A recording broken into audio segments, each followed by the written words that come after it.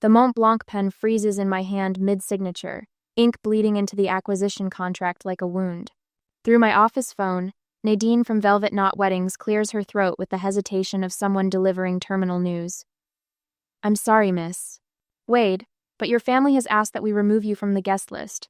My gaze drifts to the Seattle skyline beyond my window, a panorama that usually reminds me how far I've climbed.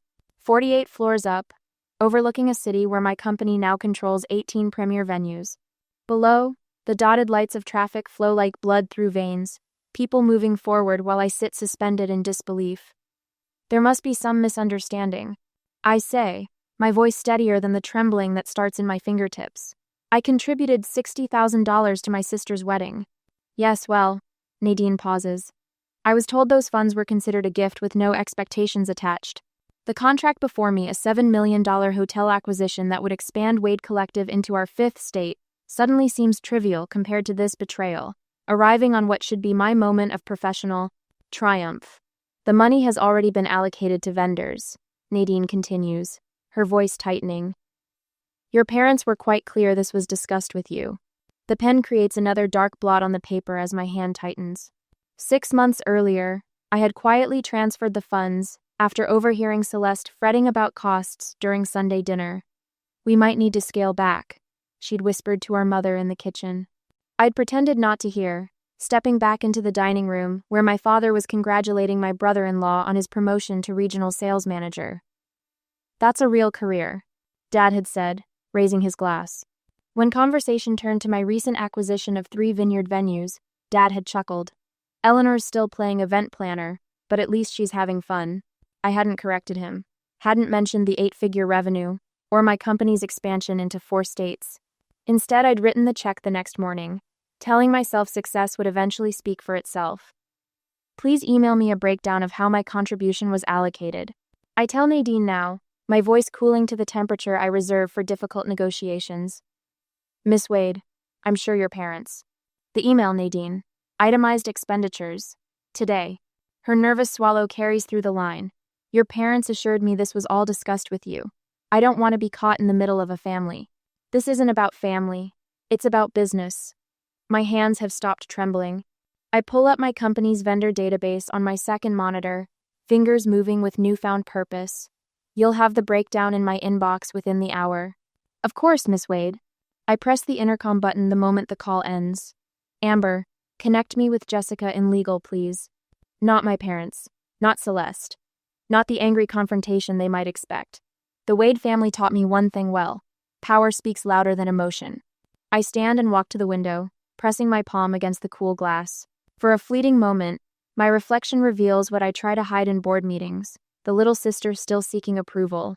The daughter whose achievements are minimized. The outsider looking in at her own family. A single tear threatens, but I blink it away before it can fall. 20 minutes to compose myself before Jessica arrives. 20 minutes to accept that my only sister's wedding might become the final battlefield in a war I never wanted to fight. The Seattle skyline blurs briefly before I force myself to focus on the buildings my company now owns. The venues where other families celebrate their milestones. The empire I've built while mine continued to overlook me. I straighten my shoulders and return to my desk.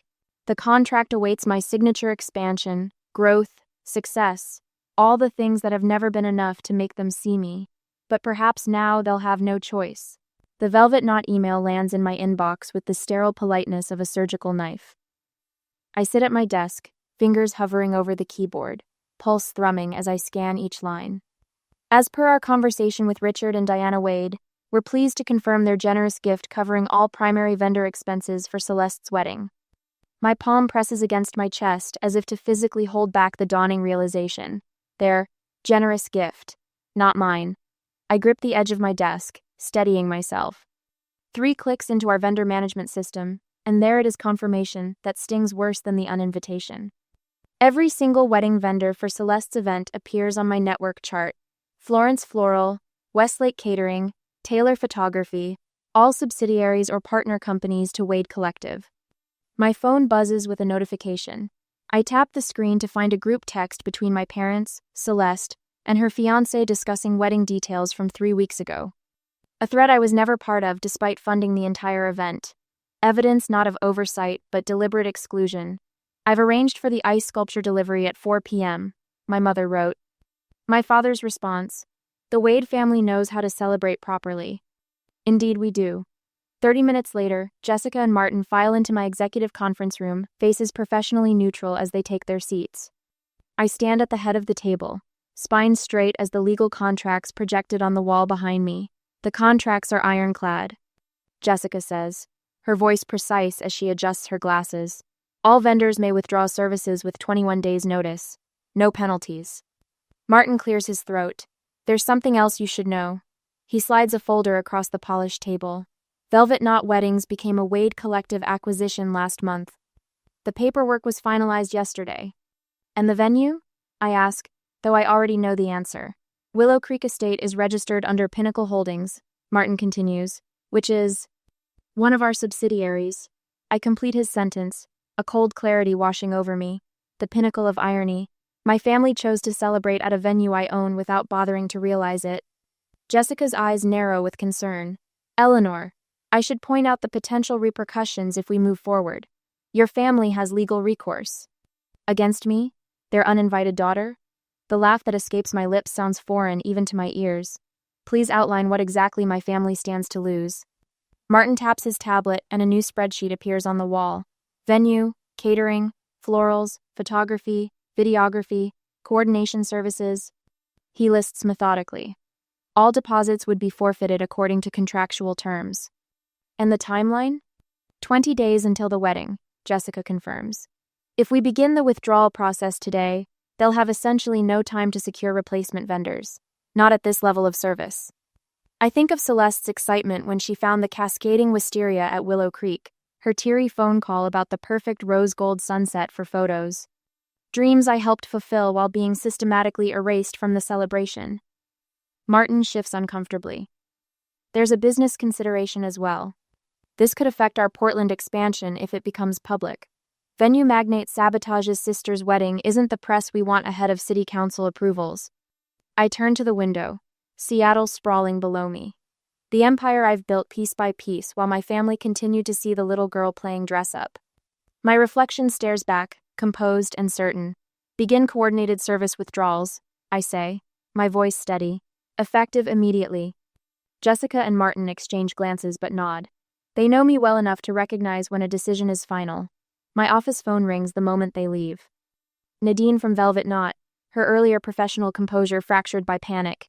Miss Wade, there must be some mistake. All the vendors are sending termination notices. No mistake, I interrupt. The contracts are being exercised according to their terms. But your sister's wedding requires my presence, apparently, just not my money. I end the call, sinking into my chair.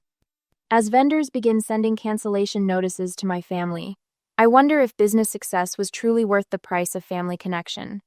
Should I stand firm on principle and let them face the consequences of their actions, or find a way to salvage both the wedding and my dignity? What would you do when those who should value you most continually fail to see your worth? The answer waits in the gathering storm of my family's impending realization. They've never truly seen me. Perhaps now they'll have no choice. The next morning at the office, my phone vibrates against my desk for the 7th time in 2 hours. Dad's name flashes on the screen again, his 5th call since breakfast. I let it ring until voicemail claims it, then press the speaker button to hear his message. Eleanor, this has gone far enough. His voice quivers with barely contained rage. If these vendors don't reinstate their services by noon tomorrow, I'm contacting my attorney. You might think you're being clever, but this is criminal interference with contracts. I almost laugh at the irony he'd be suing his own daughter's company. The sound dies in my throat as another call comes through. Mom this time. Sweetheart? She begins, her voice honeyed with false concern. How could you ruin your sister's special day? What kind of person does that to family? We raised you better than this. I end the message midway through her guilt trip and stare at the Seattle skyline. The morning fog has lifted, revealing a clarity I wish I felt inside. My assistant, Amber, appears in the doorway with a stack of pink message slips. 3 calls from the Hendersons, they're friends of your parents? And Mr. Blackwell from the Downtown Business Association wants to know if there's any truth to the rumors about vendor troubles with the Wade wedding. They've been busy, I murmur, accepting the messages. There's more. Amber hands me the Morning Society page from the Seattle Times, folded to highlight a small item. Sources report a mysterious vendor exodus from the upcoming Wade-Pembroke nuptials, leaving Seattle society wondering what calamity has befallen one of the season's most anticipated celebrations. I set the paper down carefully, as if it might burn my fingertips. I rescheduled your investor meeting for next week. Amber adds, Jessica thought you might need the time to handle this situation. Thank you. Alone again, I cancel 2 more meetings, knowing I can't focus when my phone keeps lighting up with accusations. The morning dissolves into damage control, fielding calls from business associates who've received frantic messages from my parents painting me as vindictive and unstable.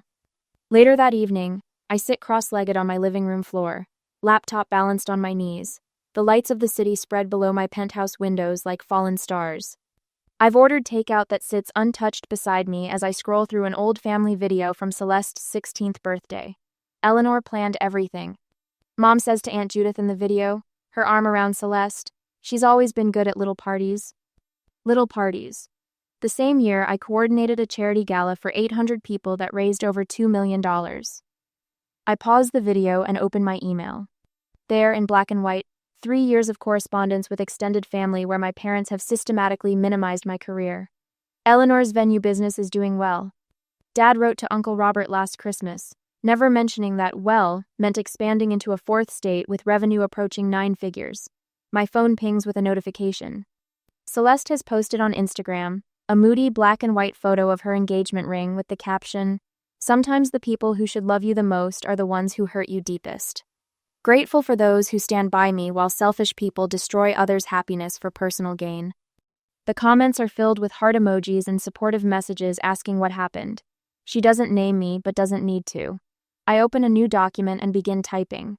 Every email, every text, every conversation where I was dismissed or diminished, every dollar spent on Celeste's wedding, every vendor contract, every thread of evidence forms a timeline of a pattern I've allowed for too long. The next morning, Amber walks into my office carrying a brown paper bag that releases the aroma of cinnamon and butter when she sets it on my desk. "Your favorite from Meredith's Bakery," she says, pulling out a warm morning bun. "You look like you haven't slept." "I haven't," I admit, accepting the offering with grateful hands. Amber leans against my desk, her expression softening. For what it's worth, I'd have uninvited them from my wedding years ago. The unexpected comment catches me mid-bite, and I nearly choke on a laugh, the first genuine one in days. Amber joins in, and for a brief moment, the weight lifts from my shoulders. The lightness disappears 30 minutes later when my father's voice booms from the reception area. My family has arrived unannounced, their voices carrying down the hallway as Amber tries unsuccessfully to enforce my closed-door policy. She can't hide from us forever. Dad declares, his footsteps growing louder. My office door swings open. Dad strides in first, followed by Mom and a stony-faced Celeste. Through the floor-to-ceiling windows behind me, the afternoon sun illuminates the tableau of family dysfunction. "What do you think you're doing?" Dad demands, his face flushed with indignation. I lean back in my chair, hands folded calmly on my desk. "Exactly what you taught me, protecting my investments." Mom steps forward, her hand fluttering dismissively. "It's just a silly wedding invitation, Eleanor. Why make such a fuss? We thought you'd be too busy with your project. To attend anyway." Project. I savor the word before reaching for my phone. "Let me show you my project." I pull up the group text they created for wedding planning, the one I was never included in, and project it onto the wall screen. Message after message appears. Discussions of seating arrangements, floral designs, menu selections. Mom sharing the credit card receipt for the venue deposit. "Just put it on our card, we can use Eleanor's money but say it's from all of us." Dad's message. "She'll never know the difference. She's too wrapped up in her little business ventures." The blood drains from their faces as their words fill the wall behind me. "Did you think I wouldn't find out?" I ask quietly. "Or did you just not care?" Celeste sinks into a chair, staring at the messages as if seeing them for the first time. Mom opens her mouth, closes it, then tries again. "We were trying to simplify things," she manages weakly, "but something has shifted in the room, and within me." Looking at their stunned expressions, a realization washes over me.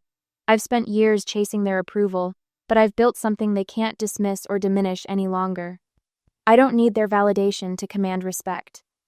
The door opens again as Jessica and Martin enter, arms laden with folders. Jessica, ever the professional, nods to my family before setting a slim portfolio on my desk. The solution you requested, she says, opening it to reveal a detailed proposal. Martin steps forward with a tablet displaying photographs of the Laurel House, one of my smaller estates. Everything can be ready within the original time frame. We've confirmed availability with all replacement vendors. Dad watches this exchange, his expression morphing from anger to confusion. You have a team, he says, as if noticing for the first time that I've built more than just a hobby. A remarkable one. I agree, standing taller now. They've prepared an alternative that salvages the wedding while protecting my dignity, something you never bothered to consider. My executive team presents the solution with precision and confidence, offering what my family has only taken, solutions instead of demands, respect instead of dismissal. In their presence, I feel my voice strengthen, my spine straighten. When they finish, I open my desk drawer and withdraw a folder embossed with the Wade Collective logo, a portfolio I prepared through the night, outlining my terms. The Laurel House. 1 day only. Basic services included. I slide the folder across the desk. My alternative offer. As my family stares at the document before them, I get the text message. I glance at the sender ID, Celeste. I look up at my sister standing across from me, phone in hand, her eyes meeting mine with an intensity I haven't seen since we were children. I need to speak with you, the message says, alone. I nod at her and she leaves the office with my parents. 2 days later, the wind whips across Crescent Bay Lodge's outdoor terrace, carrying salt and victory on its breath. I've chosen this cliffside venue deliberately, my crown jewel property, with its panoramic ocean views and understated luxury that commands 7 figures annually. The perfect backdrop for precision warfare. Celeste arrives 15 minutes early, her sedan pulling into the circular drive where Martin waits to escort her. Through the floor-to-ceiling windows, I watch my sister's expression shift from confusion to awe as she takes in the sweeping architecture, the way the building seems to emerge organically from the cliffside like it grew there rather than being constructed. Eleanor. Celeste steps onto the terrace, silk scarf fluttering around her throat.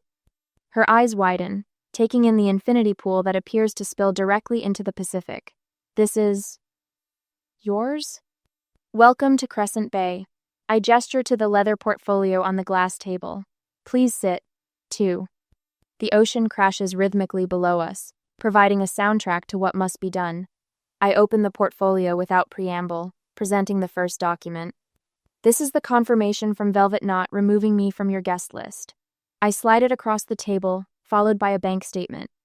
This shows my $60,000 contribution, which according to Nadine, was represented as a gift with no expectations. Celeste's fingers tremble slightly as she reviews each page. I continue methodically, laying out vendor contracts, cancellation notices, and the email thread with Nadine. Each of these vendors has withdrawn services as of yesterday. The venue is no longer available. Catering, flowers, photography, all canceled. My voice remains steady, factual. Color drains from Celeste's face as comprehension dawns. Mom and Dad said you were too busy to come, that you had meetings in Portland that weekend. I own the venue, Celeste. I own most of the vendors. Did you really think I wouldn't discover I'd been uninvited from a wedding I largely funded? Understanding breaks across her features like a wave. How much of this wedding industry do you actually control? Before I can answer, the terrace door bangs open. My parents storm through, father's face flushed above his golf shirt. What do you think you're doing? He strides toward us, mother following in his wake. Celeste, we've been calling you for hours. I'm showing my sister the truth. I rise slowly, reaching for the remote on the table. Since you've spent years hiding it from her. Father waves dismissively. This childish tantrum over a wedding invitation. This isn't about an invitation. The wall behind me illuminates as the hidden screen activates. This is about respect. The Wade Collective organizational chart appears 18 premier venues across 5 states, hospitality holdings, vendor networks, and revenue projections. Father's mouth opens, then closes. Eleanor's just playing at business, he attempts, turning to Celeste. Got lucky with a few properties that... 412 employees. I advance the slide. 18 venues. 8 hotels. Annual revenue of 37 million. This isn't luck, Dad. This is what you refuse to see. Mother steps forward. Darling, we always knew you were doing well with your little company, but my little company is worth more than Dad's ever was. The words land like stones in still water. The invitation wasn't the insult. The insult was spending my money while pretending I didn't matter. Celeste stands suddenly. I need you both to leave. Celeste, Mother begins. Now. My sister's voice carries an unfamiliar edge. I need to speak with Eleanor alone. The silence after they exit feels like the eye of a hurricane, temporary, charged with potential energy. Celeste turns to me, tears brightening her eyes. I didn't know any of it. That was the point. I closed the portfolio. They made sure you didn't. The terrace door opens again, but this time it's Jessica and Martin who enter, each carrying leather-bound presentations. Jessica nods professionally at Celeste.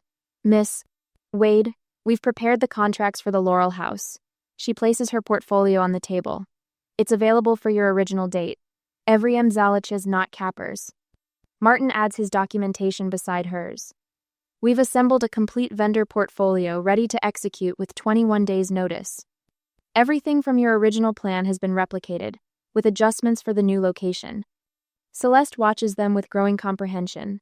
Miss Wade, she repeats softly, noticing how they address me with deference, not the dismissive tone our parents always used. Thank you, Jessica, Martin. I gesture toward the chairs. Please, walk Celeste through the options. As they outline the new wedding plan with calm efficiency, I notice the shift in my sister's posture, straightening, leaning forward with intent focus. For the first time, she's seeing me not as her overlooked sister, but as the businesswoman our parents never acknowledged. My phone vibrates with incoming calls an hour later. Mother, father, mother again. The tone of their voicemails has shifted from demanding to pleading over the past hours. Their society friends have started asking questions about problems with the wedding. Father's business associates, previously unaware of my success, are expressing surprise at learning about Eleanor Wade's business empire. Is this real? Celeste asks when Jessica finishes, gesturing to the alternative wedding plans. You'd do this after everything? The Laurel House is yours if you want it. Martin will coordinate everything. I meet her eyes directly, but we need to discuss terms. The family meeting is scheduled tomorrow at my headquarters. As Celeste looks at me with new understanding, I wonder, should I simply reinstate the original wedding plans to spare her pain, or stand firm on my terms to finally establish boundaries with my family? Sometimes mercy feels like weakness, but sometimes strength requires forgiveness. The ocean crashes below us, constant and uncompromising. Like the truth. Eleanor, Celeste says finally, I'd like to see the Laurel House. I nod to Martin, who begins gathering the contracts. This isn't victory yet, just the first acknowledgement of a battlefield that has existed for years. My phone vibrates again. Another parent calling to plead rather than demand. The balance is shifting, but the war isn't over. It has only just begun. The next day, at headquarters, the family attorney's briefcase snaps open with military precision on my conference table. My father settles into the chair directly across from me, checking his Rolex for the third time in 5 minutes, a nervous tick I've observed since childhood, whenever he feels control slipping away. Mother arranges herself beside him, her forced smile as brittle as the pearls around her neck. We've drafted a reasonable compromise, Father says, sliding a document across the polished surface. You reinstate the original vendors and venue, and will ensure you receive a proper invitation. I don't touch the paper.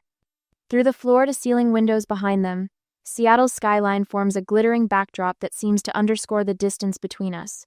Them still seeing the daughter who needs their approval, me seeing clearly for perhaps the first time. A compromise suggests equal standing. I say, my voice steady. There's nothing equal about spending $60,000 of my money while excluding me from the event. Mother leans forward, her perfume the same scent she's worn since I was a child suddenly cloying. Think about what people will say, Eleanor.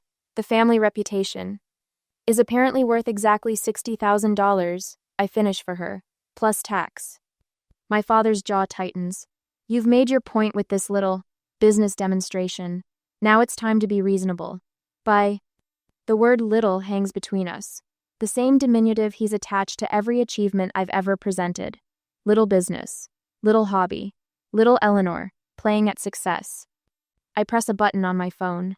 Amber, please bring in the portfolio. While we wait, neither parent apologizes. Neither acknowledges the fundamental wrong of their actions. They simply expect compliance, as they always have. My assistant enters with a leather-bound portfolio, placing it before me with the precision of someone who understands exactly what this moment represents. I open it to the first page, a financial statement. Wade Collective grossed $83 million last year. I say, turning the portfolio toward them. That's approximately 7 times what your company ever made in its best year, Dad. His eyes widen, disbelief warring with dawning comprehension. I flip to the next page, a Wall Street Journal profile. I deliberately minimized our family connection in every interview.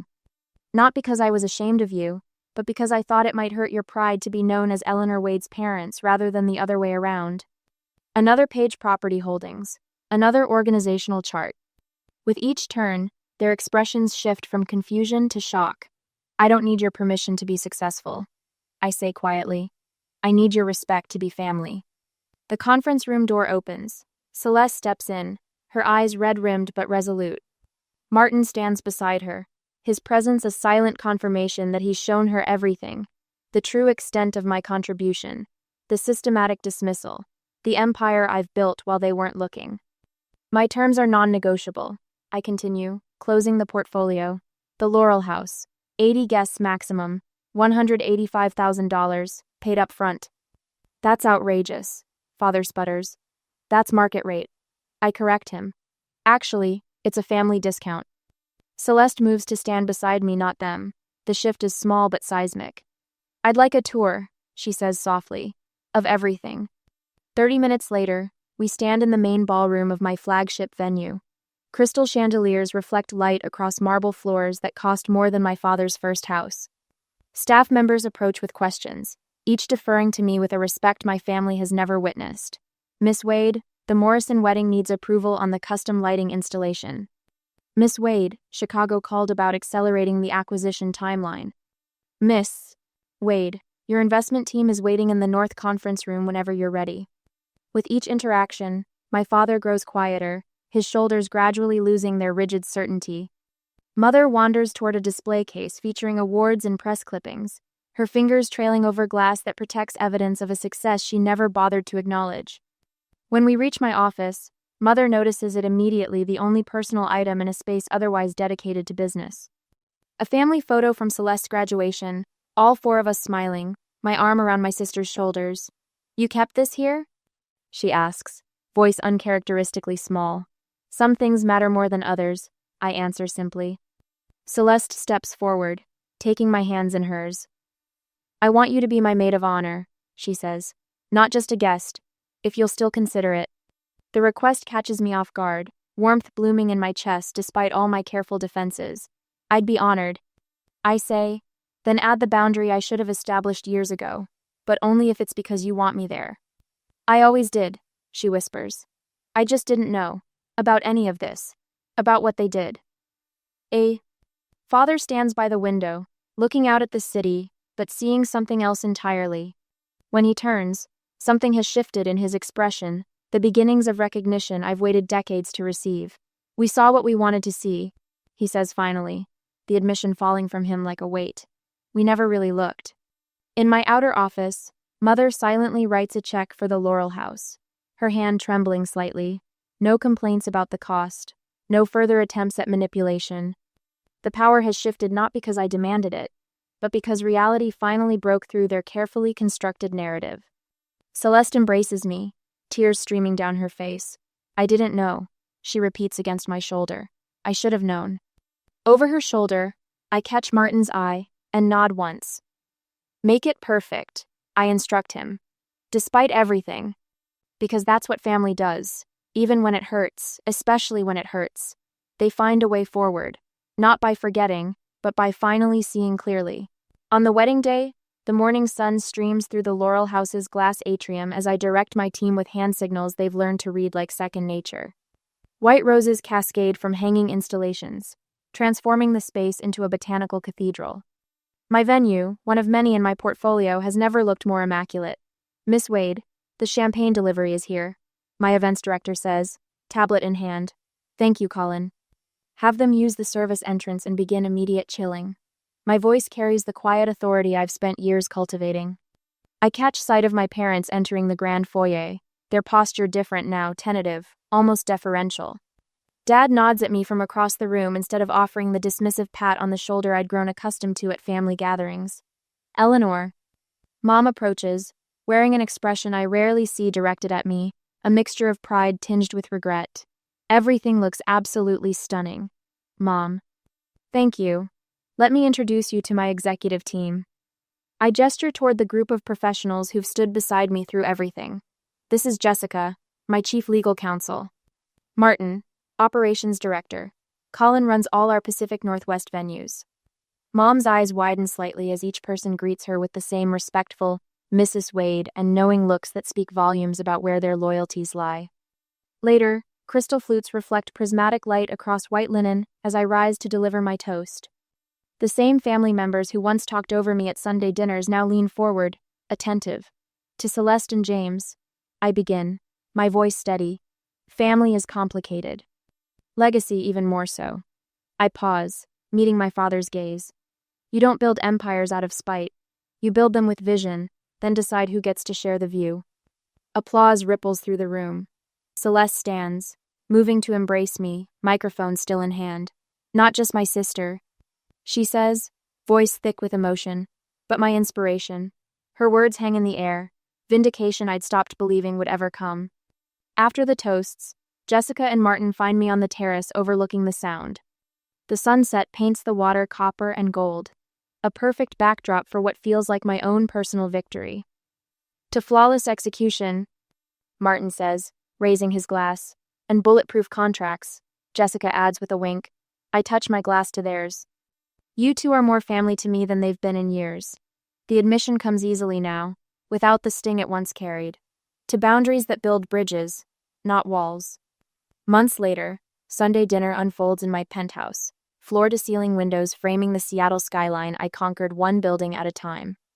My father leans forward at the dining table I selected for its perfect dimensions. What do you think about expanding into the Southwest? He asks, his tone genuinely curious. With your business model, Arizona could be untapped potential. From the living room, I hear my mother's voice. My daughter, the CEO, she tells her friend, proudly displaying a magazine feature I'm certain she's memorized. My phone buzzes with a text from Celeste. The wedding photos have gone viral, each venue tagged with my company's name. A second message follows. You didn't just fund this wedding, you held it together. I see that now. As I welcome my family into my home on my terms, I wonder if true reconciliation comes from forgiveness or from finally being seen for who you really are. Is it enough that they recognize my success now? Or should genuine family bonds be unconditional from the start? What would you do? Embrace this new relationship, or maintain protective boundaries?